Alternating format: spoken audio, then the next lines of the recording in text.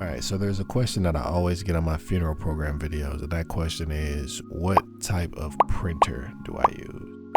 I use two different types of printers. I have a home printer that I use sometimes, and I also have a printer that I use at a print shop. And these printers cost a vastly different amount of money. One of them is a $200 printer. Obviously, that's the one in my home. And then the other one that I use is like a $40,000 printer or something like that. One of them is the Canon ImagePress C700, which is the one that I use at the print shop. And then the one that I use here is the 7900E. I believe that's the model. And it's just an inkjet printer that is great at printing photos out. And they send me ink every single month, so I don't have to worry about going out to buy ink, or at least that's what the deal is supposed to be. We'll see how good that lasts and how my experience is with that over time. But if I need to print something at home, then I can just go ahead and do it quickly. Or if I want the best quality possible, then I go to the print shop. You know what? I'm actually going to run through the print process right now while I'm sitting here so y'all can see what I do at home. So if you have an HP printer, you can use the HP Smart app. I actually recommend printing stuff like this at a print shop, but you can print it at home. Go ahead and select print documents, find the document, and then you're going to make sure that it's landscape, 8.5 by 11 or 11 by 17 if that's the size your printer can do, and that's the size design you made. Instead of plain paper, we want to make sure that the paper matches the type of paper you're going to use. So if you're going to use plain paper, that's fine. But if you're going to use photo inkjet paper or glossy paper, you need to select the right paper quality or the right paper type. And under quality, we're going to select high quality. Duplex printing. This means that you're going to be telling the printer to print 2 images on one side. So this is how you get your book set up. It must be printed duplex. Otherwise, you're going to waste time trying to print it out, flip the page, make sure it's the right way and all that stuff. You don't want to do that. So under duplex printing, you're going to select the box, and then you're going to flip the short edge. Okay. Now, after that, you can go into more settings and make sure everything's proper, like the main tray and all of that type of stuff. If you want borderless printing, which means you won't have to trim it, you can turn that on, and you just hit OK, and then you just hit print. All right, now that that's being printed out, we can go ahead and go over some more differences between printing at home and printing in the office. When you look at these prints up close, you start to see that there's a difference, but I'm not sure if there is a $40,000 difference. And I'll show you what I mean by comparing the two. If you look closely at both of these prints at first glance, yeah, they pretty much look identical. But if you zoom in a little closer, you can see that the $40,000 printer, it prints text sharper. The blacks aren't as, they're not as deep, which actually I feel that the blacks on my home printer are maybe too deep. And you just get a better overall look on the flyer or whatever it is that you're printing out. Or like a professional job, I would definitely try to go ahead and use the printers that at the print shop, the $40,000 printer, just because you want things to look, as best as you could possibly get them to look. But sometimes the printer at home is the more advantageous printer to use because it's faster. You get to have this hands-on experience to where you control everything. Probably not going to spend as much money. You might, depending on how many prints you need to do. But if you need to do a low quantity amount of prints, you're probably better off just printing them at home.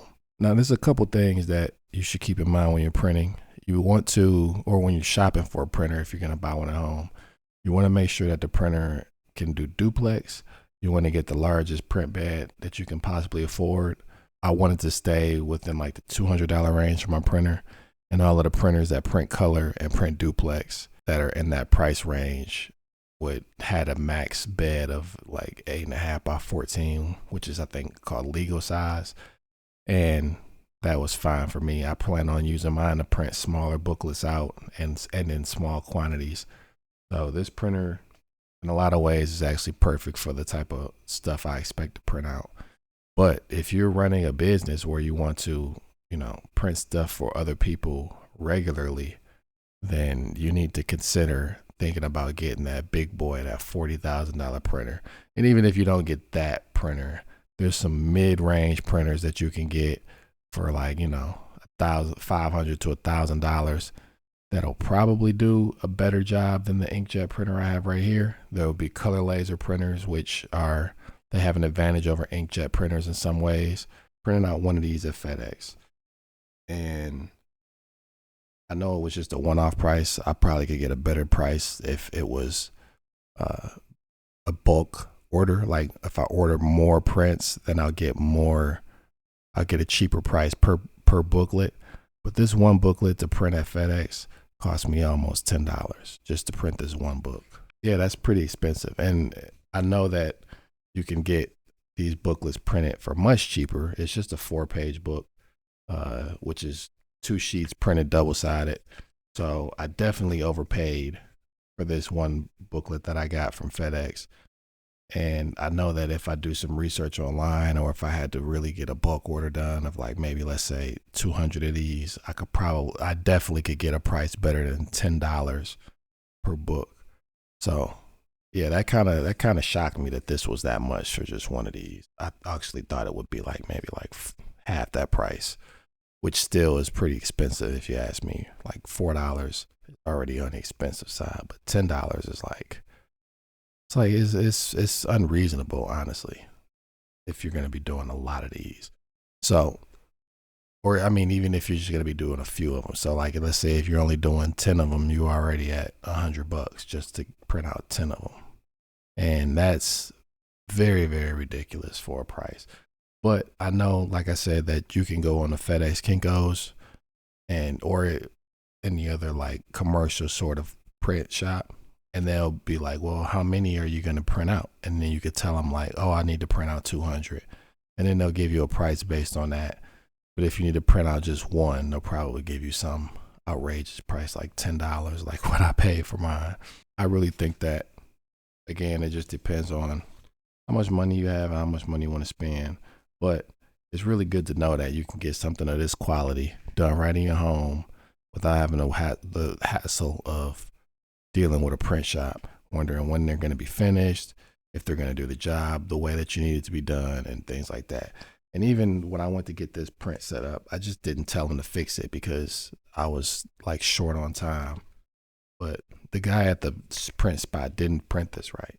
He didn't shrink it to fit the page.